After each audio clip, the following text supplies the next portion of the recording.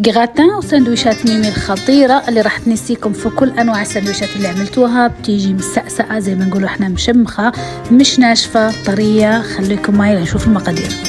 في صحن راح نجهز تتبيلة الدجاج: زيت زيتون، ملح، فلفل أسود، شوية زنجبيل، شوية فلفل أحمر مجروش، شوية كركم، شوية بابريكا حلوة، وبهار دجاج. أنا حطيت هون مكعب مرق الدجاج وفتته. هون عندنا الدجاج مقطع شرائح شوية طويلة. راح نخلط كل المكونات ونتبل الدجاج ونخليه على جنب. في مقلاية جدا حامية راح نحط معلقة زبدة، شوية زيت، ونحط الدجاج على نار جدا عالية. راح نقلبه لحتى يستوي تماما. على جنب بنكون جهزنا البطاطا المقلية. لما يتقلب الدجاج مظبوط ويبلش يتحمر راح نحط عليه الفطر يضبط معاكم فريش او معلب، اي شيء انتم بتحبوه فيكم حتى تستغنوا عنه لانه هذا اختياري. راح نرش عليه فلفل اسود، سن توم، وراح نقلبه مظبوط لحتى يدبل تماما. راح نرفع كل الخلطة لما تستوي من على النار، لا تنشفوها مظبوط. شوفوا كيف الفطر نزل المي، راح نخلي هاي المي كتير راح نحتاجها. راح نضيف قطعة زبدة ونحط معلقتين كبار مملوءات من الطحين، وراح نحركهم مظبوط ونحمر الطحين لحتى هيك تطلع ريحة الكرملة. راح نضيف كوبين من مرق الدجاج. أنا هون دوبت مكعب مرق الدجاج في الماء واستخدمته، ونخلط جيدا.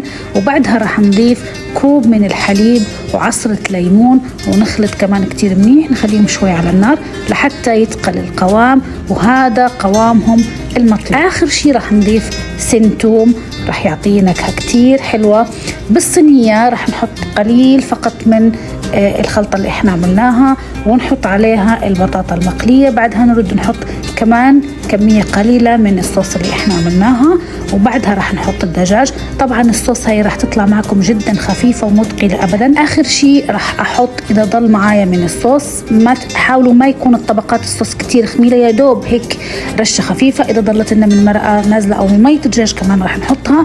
اخر شيء راح نحط اي نوع من الجبنة انتم بتحبوها، وراح ندخلها الفرن.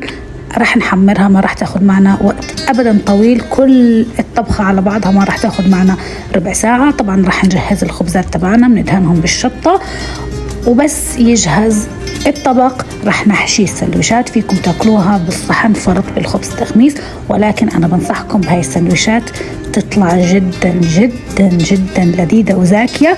زي ما نقول احنا في الجزائر تقطر بالبنة، يعني تقطر من الزكاوة.